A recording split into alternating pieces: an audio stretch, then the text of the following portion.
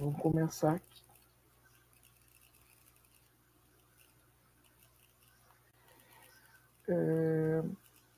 Então vamos começar falando um pouco, né, da obra em si. Né? Ela foi publicada em 52, é considerada um clássico da literatura universal do século XX. Ela ganhou esta dimensão de obra universal, até porque o tema que ela trata é um tema que é um dilema de todos nós, né? São vários temas, várias discussões sobre a questão do envelhecimento, da amizade. Tudo isso é muito universal e é talvez a obra do Hemingway, mas é quase que o primeiro romance, efetivamente, o primeiro romance dele. As obras normalmente eram bem mais memorialistas, uma das últimas obras também.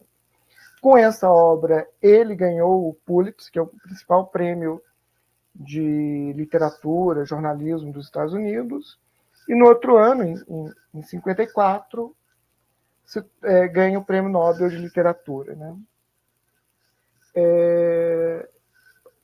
De modo geral, não só esse texto, mas toda a obra do Hemingway tem uma narrativa aparentemente simples que esconde profundas reflexões sobre as condições humanas e o debate entre o homem e a natureza.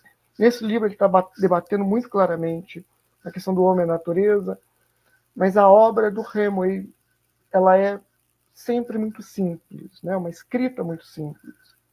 É uma característica dele que rompe muito com a escrita antes dele, dos escritores do século, principalmente virada do século XIX, né? Início do século XX, virada do século XIX, que eram obras mais grandiloquentes, mais grandiosas, ou mesmo depois, né? Tem uma coisa muito comum na literatura americana, de livros grandes, ruins e grandes. Né? O Remo ele fez parte da chamada geração perdida dos escritores que viveram o grande período da Primeira Guerra Mundial, fim da Primeira Guerra Mundial, e uma certa ruptura com essa literatura grandiosa, né, uma certa desilusão com esse capitalismo americano, com esse essa postura isolada dos americanos. A palavra não consegui falar. Os americanos estavam isolados, muito isolados culturalmente, politicamente, e de alguma maneira esse grupo quis conhecer o mundo, né? Quis ir para a Europa. Né? A grupo do Fitzgerald, do Eliot, de vários outros escritores que foram lá para a França e se reuniram basicamente numa livraria chamada Shakespeare Company, e a livraria que vai mostrar grandes escritores como Joyce, e o próprio Hemingway vai escrever por ela. Uma galera vai escrever por lá. Né?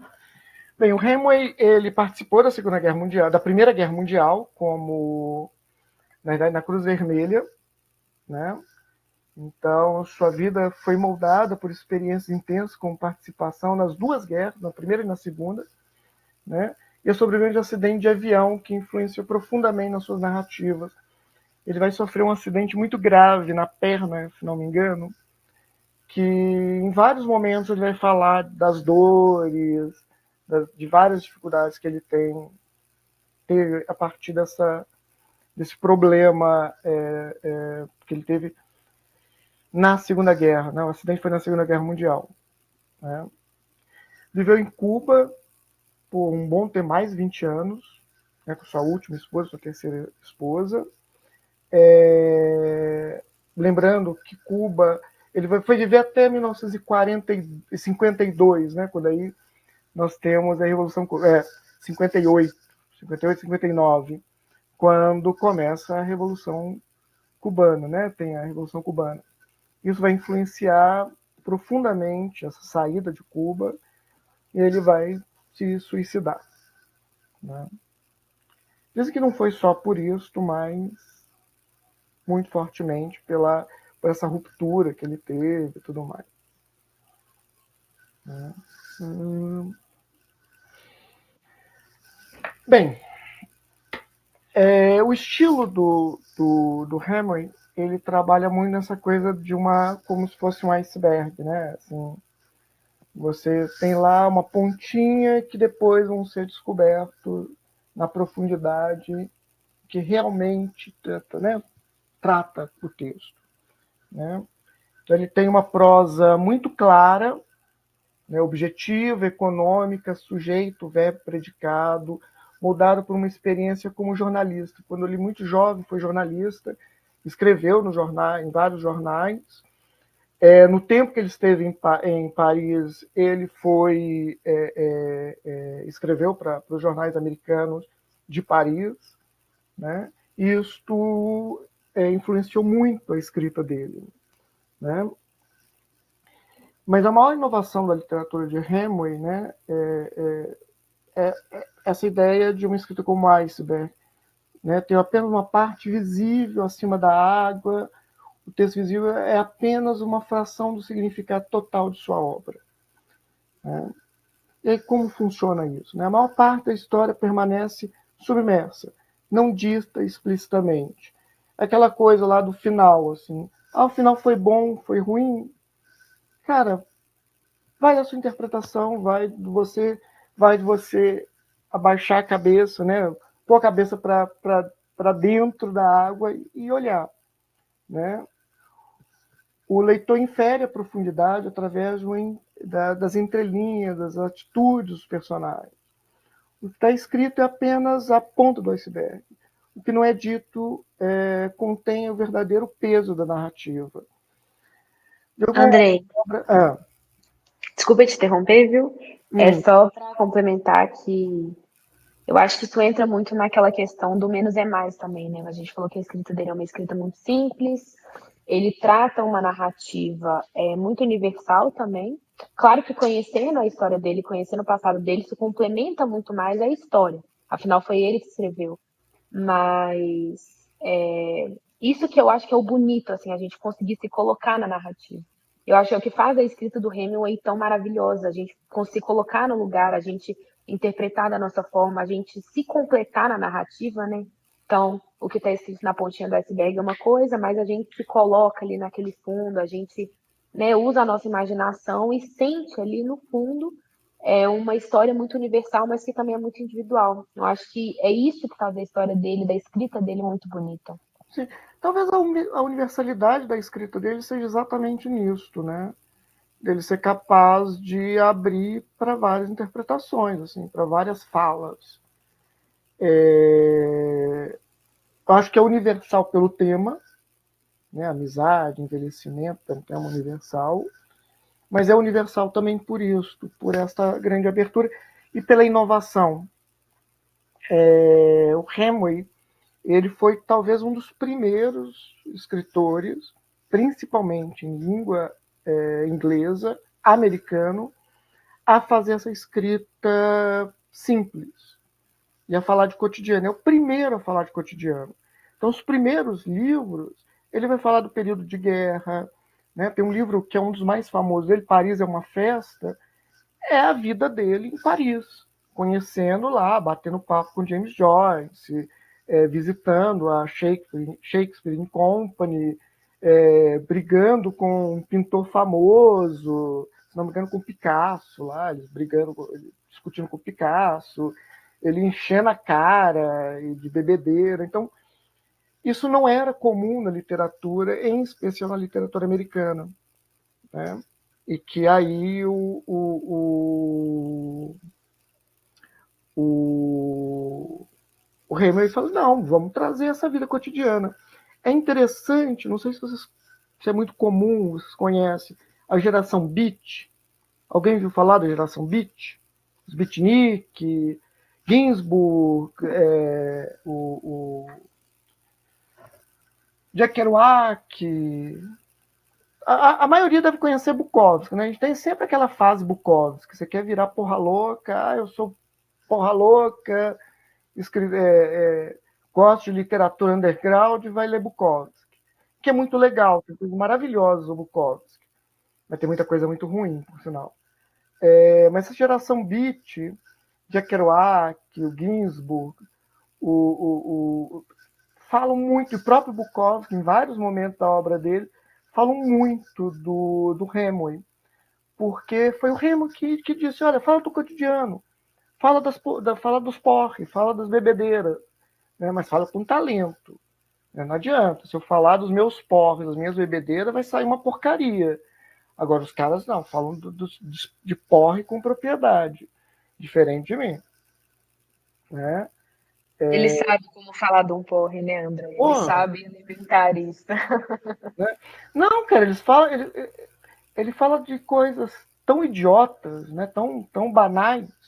E é isso, a literatura do Hemingway é meio isso. Né? Assim, é meio que lugar comum de quem fala sobre a obra dele. Ele fala de um monte de bobagem, bobagem assim, né? De coisas comuns, coisas da vida comum, com um brilhantismo, com a qualidade única. Fala, Klaus. Pode falar, Klaus. Oi, Klaus? Eu acho que está acontecendo com você. Fecha seu microfone. Está acontecendo com você o mesmo problema que eu tive na outra reunião. Então, dá boa noite de novo. Boa noite. Vocês estão ouvindo ele pelo meu microfone, eu acho, né? Beleza. Pode ser. Então. Fala aqui, então. Seguindo a regra de educação da Marcela, boa noite. Eu não li o livro, mas eu achei interessante o comentário sobre a simplicidade. Tá muito baixo. Não sei se é só para mim. Eu tenho que chegar aqui Abaixa perto, todo porque ele mundo. tá aqui do meu Chega lado. perto. Vai, assume aí. Pode chegar perto, Klaus. Eu não li o livro, mas eu achei interessante o comentário sobre a simplicidade e o comentário de que ele participou da guerra, porque eu vi esses dias uma pessoa na internet falando sobre o Tolkien, que ele também participou da Segunda Guerra Mundial e as pessoas que vão para a guerra, elas começam a sentir muita saudade durante a guerra das coisas simples, da vida banal, e isso influenciou também muito a literatura do Tolkien, tanto que em Senhor dos Anéis, os personagens principais são o Sam e o Frodo, fica com muita saudade de casa, do condado, né, da vida simples, e é isso, é essa mensagem que essas pessoas que vão da guerra tentam passar.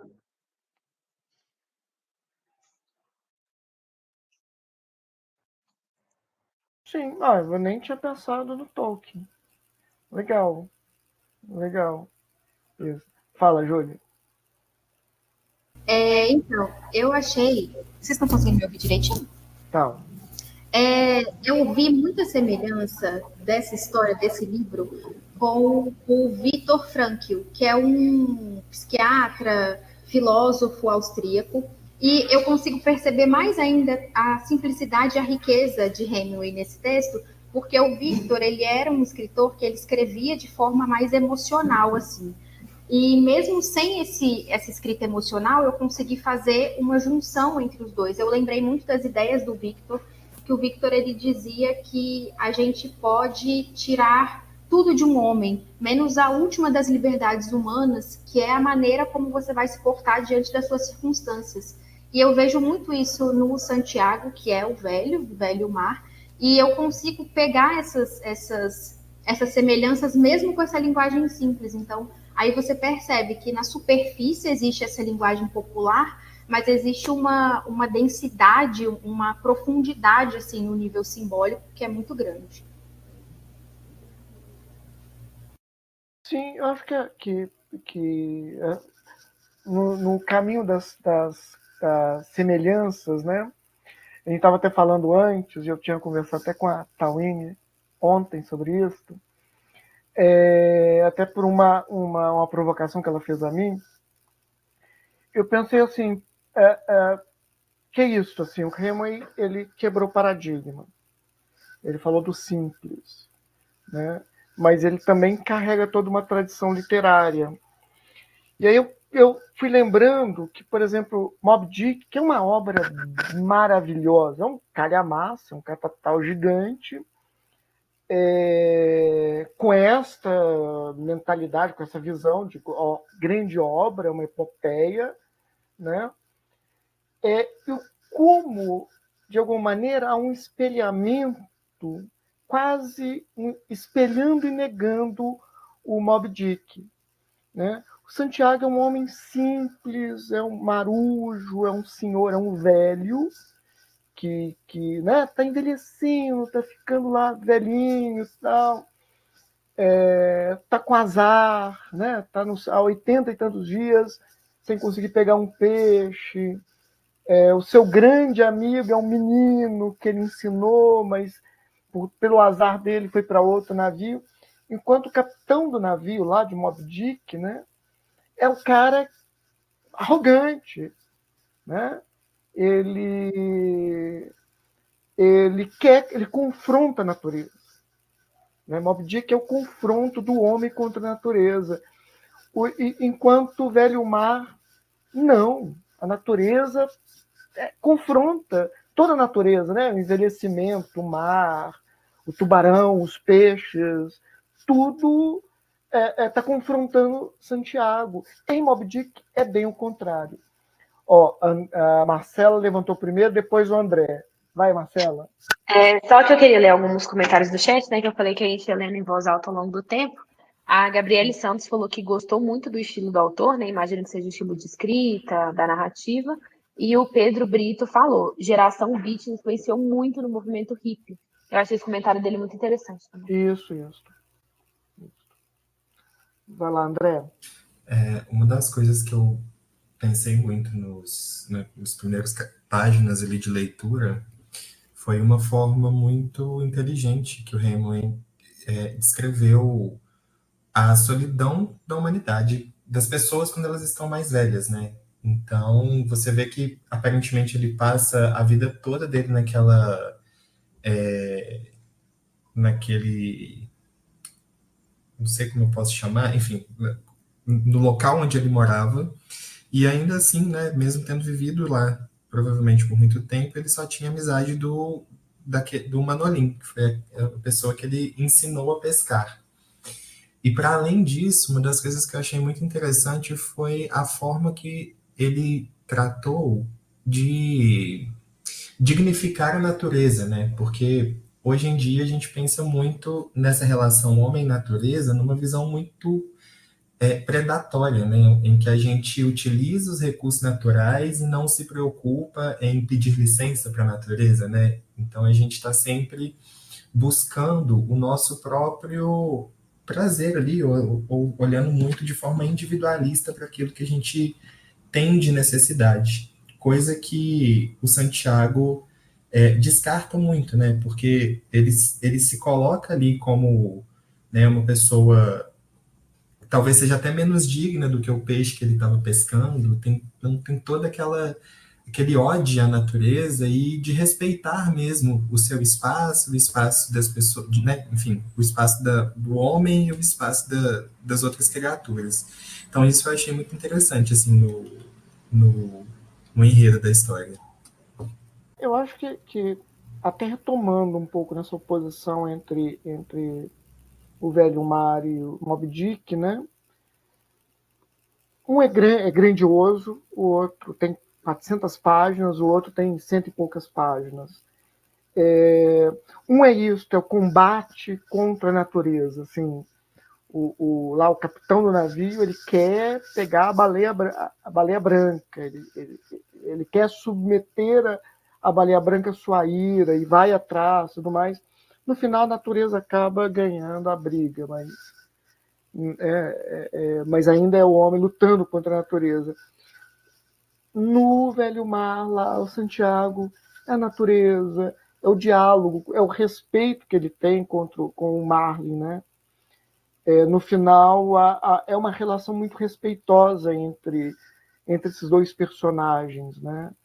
Que é assim, um respeito à natureza, né? Ela me dá a sobrevivência, me dá o alimento, mas eu tenho que respeitá-la, tratar com carinho.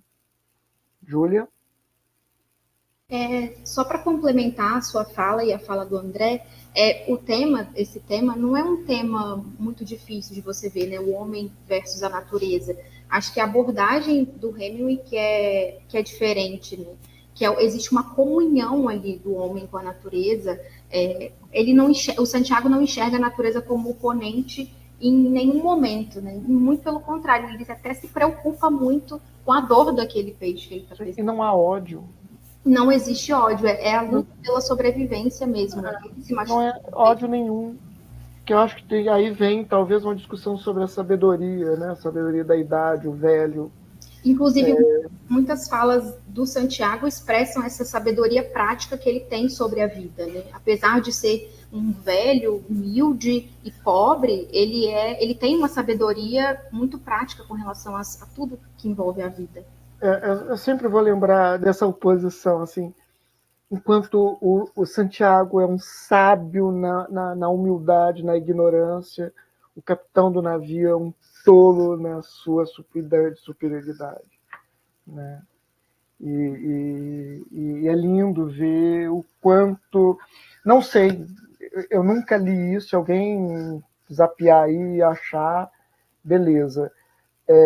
Se o Hemingway estava realmente preocupado, de alguma maneira, em ler, em fazer essa oposição com o Moby Dick, né? Eu sei que Hemingway tinha muito respeito à literatura, os clássicos da literatura, mas ele se opunha ao mesmo tempo a essa coisa grandiosa, tanto que ele vai criar essa linguagem mais simplificada. E eu vejo o tempo todo base de comparação com o Moby Dick. Vale a pena ler. Não vai dar para ler no Clube do Livro, porque ele é muito grande, né? Mas é um livro que deve ser lido. Marcela? A Gabriele Santos comentou que está sempre do lado da natureza. É bom, né? É bom. E o Thales comentou que ele falou, ele acaba se vendo no peixe também. Os dois fazem esse paralelo. E ele mandou um Moby Dick coração. Acho que seria bom ter no clube, mas não vai dar porque é muito grande. É muito grande. Não, se o pessoal quiser, a gente trabalha, vamos embora. Moby Dick é delicioso também. Grandioso, mas delicioso. Mas assim, né? Grandioso, grandiloquente. Grande e grandioso. Assim, grande em tamanho e grandioso enquanto obra, né? Mas vamos lá, vamos pedir. André? Sim. E outra coisa também que me veio à cabeça, escutando vocês falando, é sobre o reconhecimento que a natureza é muito mais forte do que o homem, né? Em determinado momento ele fala que bom que o peixe que ele fisgou não tem noção da força que ele tem, porque se ele quisesse, ele poderia ter se libertado. E aí, por mais que a gente tenha a questão da inteligência, né? Enfim, foi o que fez com que ele conseguisse ter pescado o marlim, mas em termos de força, não há, né? É uma força muito desproporcional. E eu acho isso muito interessante, assim, para além também dessa sabedoria que vocês citaram, né? Do conhecimento da natureza, do conhecimento dos próprios limites, dessa visão, né? Um pouco mais holística de que a gente está aqui assim como qualquer outra criatura. E aí, em determinado momento, ele até se questiona se ele era uma pessoa ruim por estar pescando aquele peixe, né?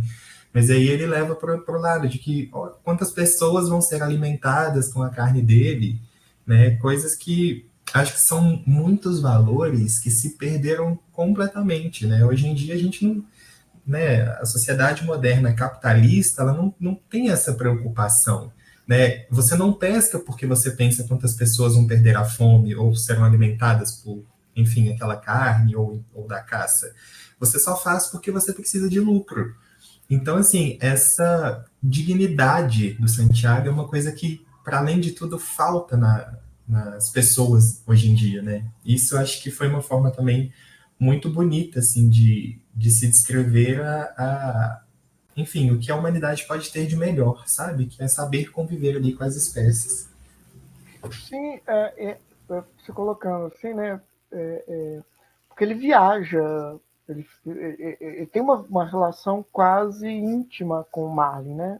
Ele está viajando ali, ele está lutando com ele, né? Eu acho que nem lutar contra, ele está lutando com ele, ao mesmo tempo ele está lutando contra a sua própria pessoa. O Santiago, ele é antes de tudo um sábio, né? Ele começa a falar da sua idade, a pensar, né, no envelhecimento, a saudade de coisas. Ao mesmo tempo pensa um pouco num futuro muito próximo, né? Ele não pensa num futuro distante, até pela idade, por ser um velho. É difícil para ele pensar num futuro muito, muito distante. Mas naquele futuro próximo de alimentar pessoas e tudo mais. É uma grande... Assim, eu penso... A Tawin também falou daquela menina, da Clink lá, Qual é o nome dela, Tawin? Tamara Klink. Tamara Clink. Em alto mar, né? Muito parecido algumas reflexões. Eu também sigo ela, né? Às vezes ela está falando dessa conexão com a natureza, porque assim, às vezes ela precisa ficar dias no mesmo lugar porque está tudo congelado. E aí tem que ficar. Né? O que eu vou fazer? Né? Não sei se você viu ela falando que uma vez o pessoal estava junto com um monte de gente no barco, em outros barcos parados junto com ela, e um colega viu de longe um urso polar entrando. Avisou para ela que o urso polar estava entrando no barco dela. É aquele negócio, cara. Se pegasse ela, fodeu. O que vai fazer? Alguém ia, né, assim, vai fazer alguma coisa? Não. Ao mesmo tempo, ela esperou, bicho foi embora, beleza, não aconteceu nada, segue a vida. É a mesma coisa, tá lá o Santiago segurando, a mão sangrando, dor, tal, a dor do envelhecimento, tudo mais, e, cara, se perder, como aconteceu, né, de perder o peixe, tubarões comer, meio que foda-se, né? Sabe, assim, o que eu vou fazer? Né? A vida é inevitável, né? Viver é inevitável, morrer é inevitável. Na verdade, o que é mais inevitável na vida, a gente pode evitar um monte de coisa, até a vida. Mas morrer não, né? Envelhecer não. Talvez até envelhecer a gente pode, né? Simplesmente morrer muito antes de envelhecer, mas tem muita coisa evitável, mas a sequência da vida, a progressão da vida é inevitável, né? A gente tem que aprender. Talvez quando a gente realmente aprende alguma coisa, a gente vai embora. Fala, Júlia. É muito interessante ouvir você falar, porque é isso mesmo, a gente não tem... É muito sobre nós também essa obra, né? A gente não tem controle sobre o que nos acomete, né? O mundo tá aí, às vezes ele é injusto, às vezes ele é cruel, e a gente só tem como saber sobre a nossa resposta para o mundo, assim. A gente não vai ter controle sobre nada, a gente quer ter controle sobre tudo. Então, é por isso que eu acho que eu vi esse livro de uma maneira otimista, que de repente algumas pessoas não viram. Então, na minha leitura, ficou mais otimismo do que o pessimismo, assim. Essa sabedoria, a forma de lidar com a vida, com as coisas que acontecem.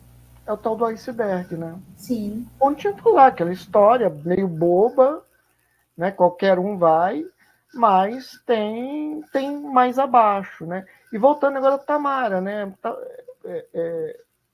Que é uma outra leitura moderna, né? É uma aventureira que também nos ensina isso, ó. Não dá para lutar contra a natureza e contra a vida. Qualquer coisa pode nos destruir, então aceita que é melhor. André? Pegando por base essa visão da Júlia, tentando encontrar otimismo, porque eu não encontrei nada de otimismo, foi só um soco no estômago que eu tomei, mas depois eu fiquei parando para refletir sobre a importância das amizades e as conexões que a gente faz na vida, né?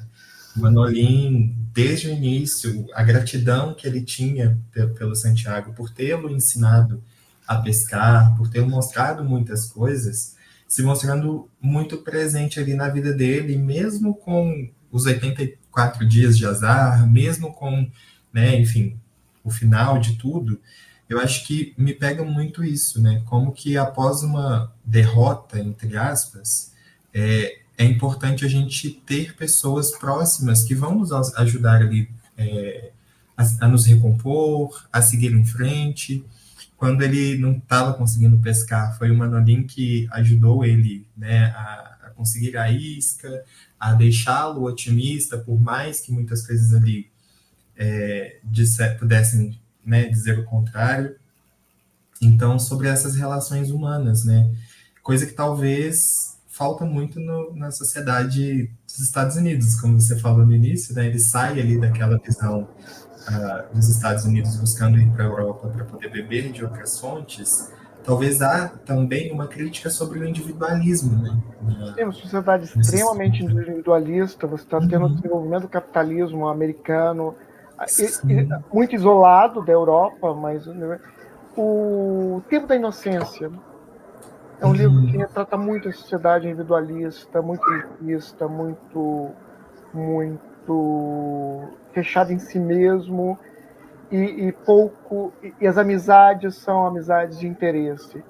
E aí você tem duas grandes pessoas que são amigas.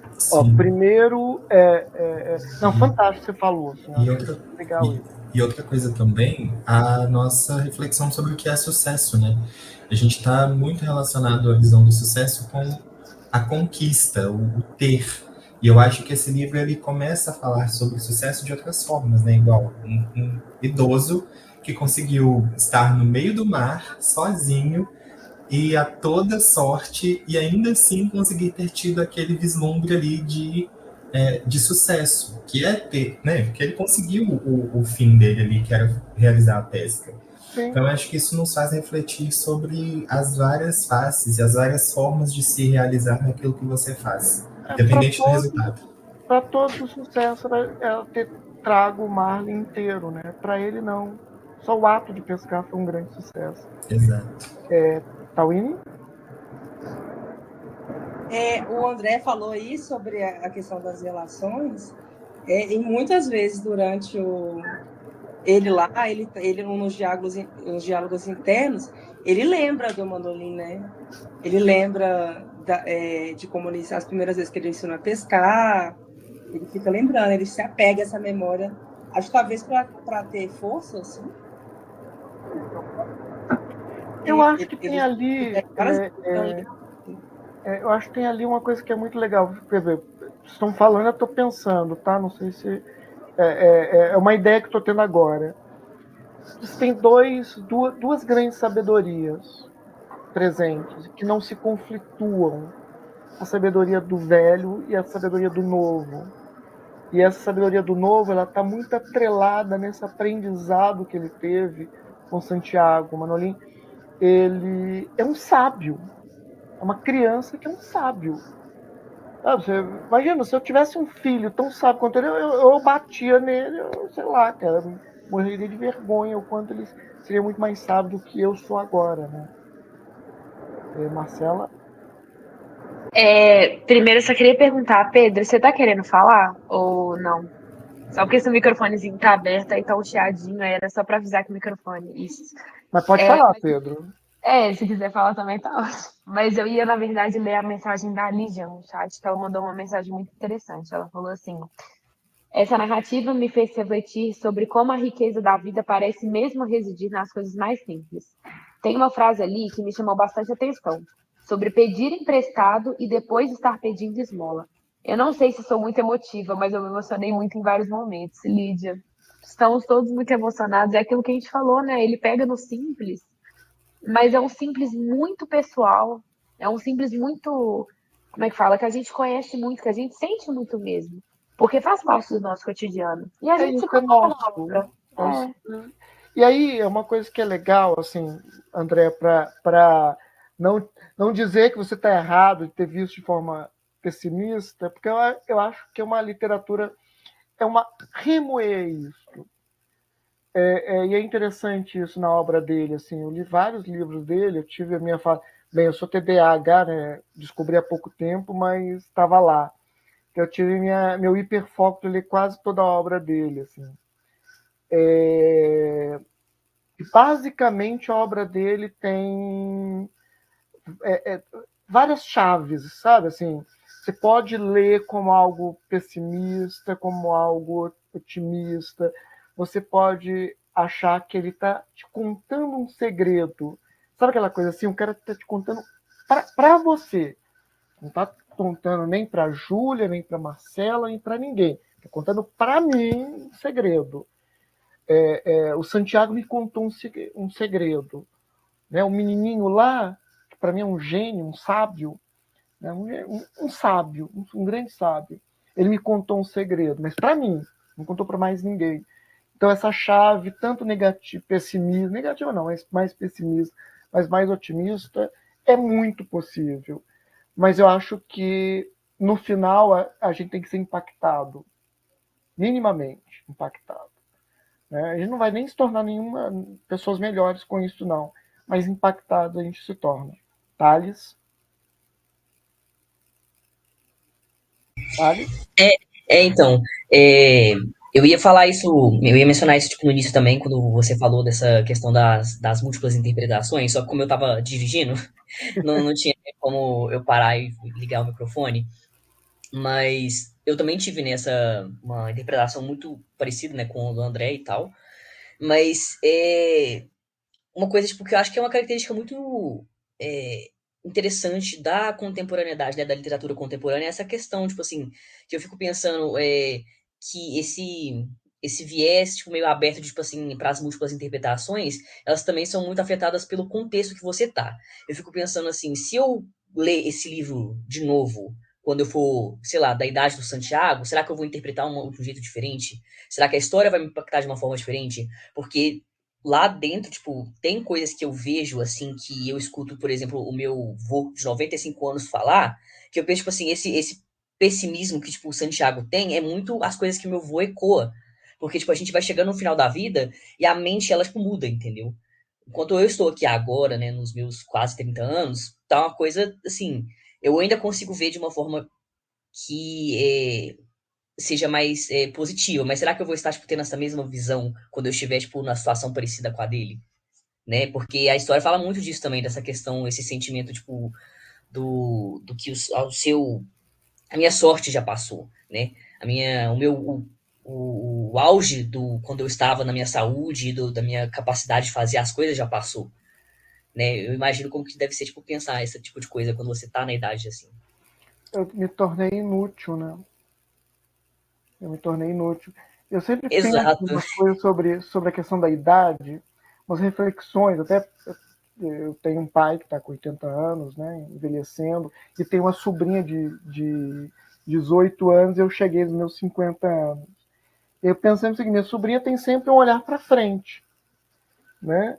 Eu tenho sempre um olhar meio do caminho, assim, pô, fiz merda pra caramba, vou ter muita merda para fazer, mas eu quero conquistar também coisas, né?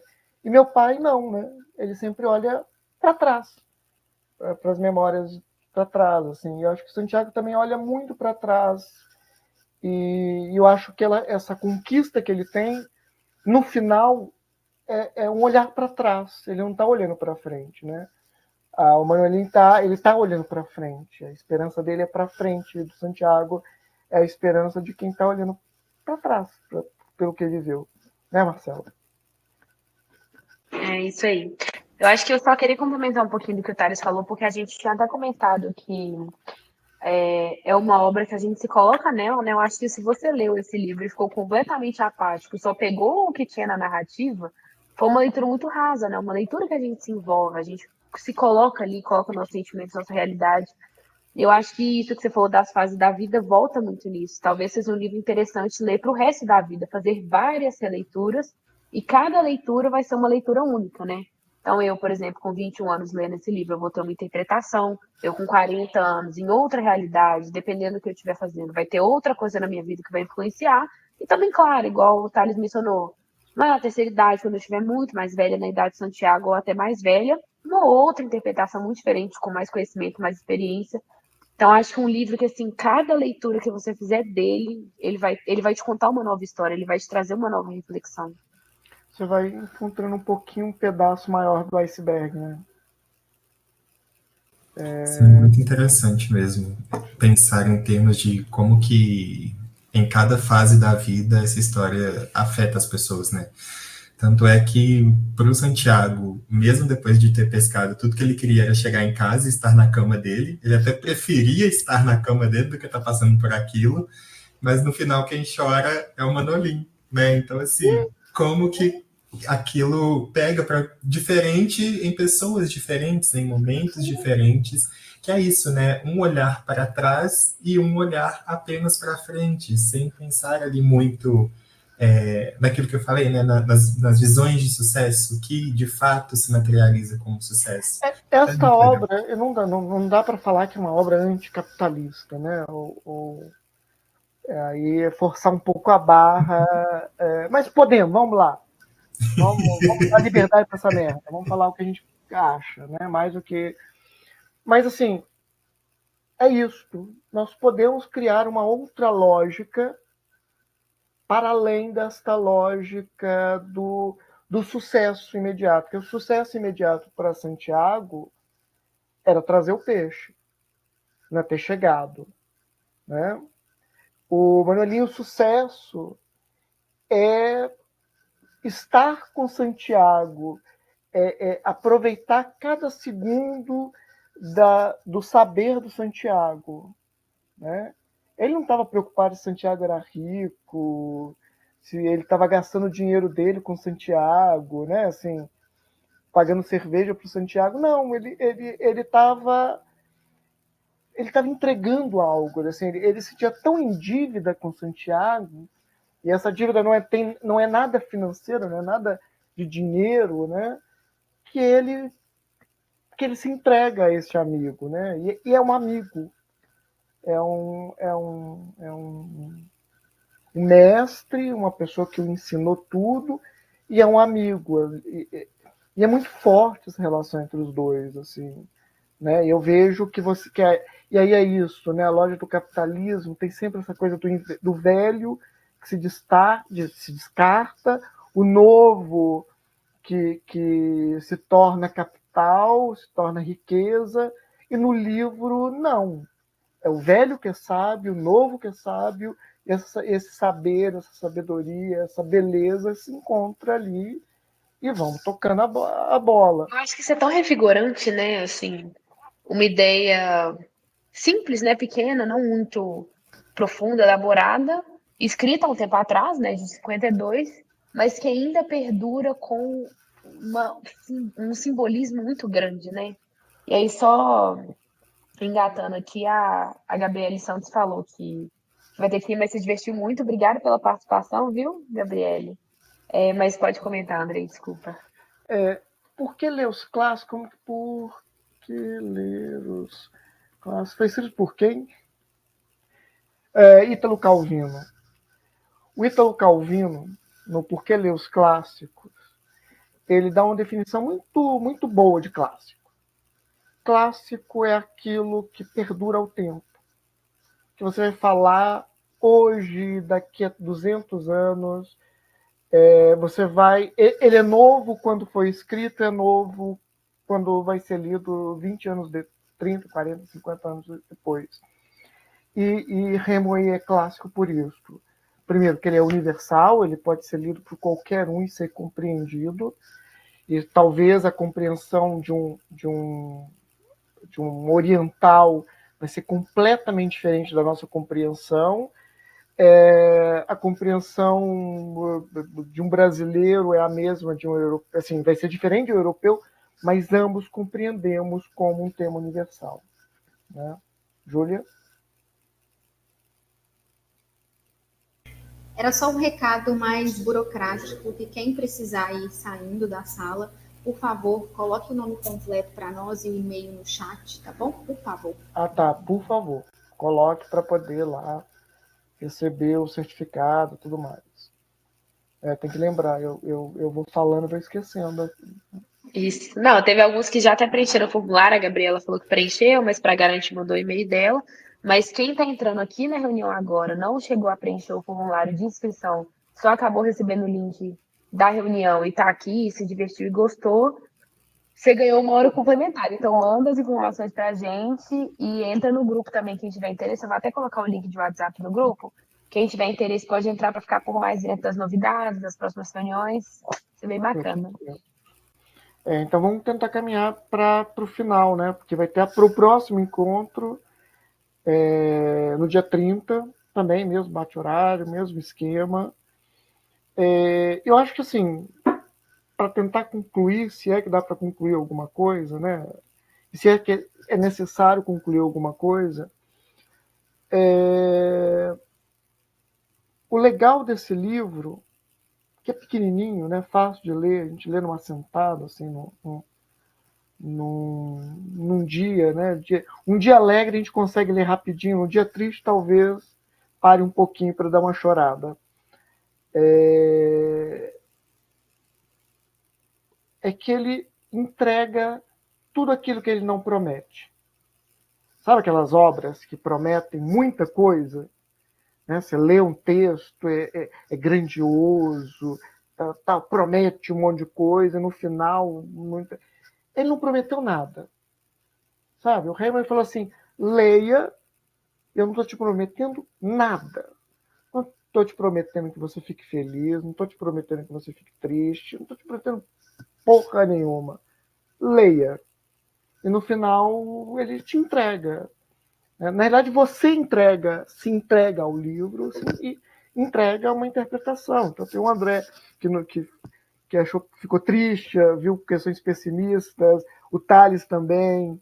Eu, de alguma maneira, vi com um relativo otimismo. Acho que Tawini viu também com certo otimismo, né, Tawini? Assim, te levou a reflexões, assim. A Júlia, a Marcela, todo mundo, cada um teve uma interpretação e cada um fala e sente alguma coisa. Na semana que vem vamos estar com a Marcela, a Marília, que foi quem indicou o livro. Ela também vai ter uma outra interpretação, vai ter uma outra visão. E é isso, entendeu? Eu acho que eu volto ao Harold Bloom, quando ele diz que a literatura não te torna uma boa pessoa, não melhora em nada, mas te tira de você. E o importante é isso. Quando você sai de você, alguma coisa acontece, te toca em alguma coisa. Não sei se vai te melhorar, não sei se vai te tornar uma pessoa melhor, nem mais sábia, né? Na idade a gente talvez não se torne mais sábio, só Santiago conseguiu fazer isso, né? Mas é isso, assim, adorei conversar com todo mundo, assim, ver todo mundo, agradeço muito a presença de todos e me despeço agradecendo muito. E aí, Júlia, pode falar. É só agradecer também a presença de todo mundo, foi ótimo participar com vocês. E aí fica aí, otimismo ou pessimismo, eis a questão, né? Para a gente refletir sobre isso. É isso, né? Eis a questão. Eu não tenho resposta. Quem levantou a mão? Priscila? Oi, Priscila. Eu acho que, na verdade, foi o André que tá de mão levantada. Não, André, pode falar. Não, foi sem querer, eu fui só reagir aqui e cliquei errado, desculpa. Não, mas também te agradeço o seu retorno. Acho que você gostou da primeira experiência, né? Com toda certeza. Não, que bom, que bom. Vocês conseguem fazer um concurseiro tirar a cabeça do concurso e pensar em coisas melhores. Espero que você durma um pouco mais otimista em relação ao concurso, né? A sua pescaria. Vai para o mar, meu cara. Vai para o mar. Muito bom, só não quero ficar 84 dias sem pescar nada. Mas tá tudo certo. Aí é foda. Pode ver, é difícil.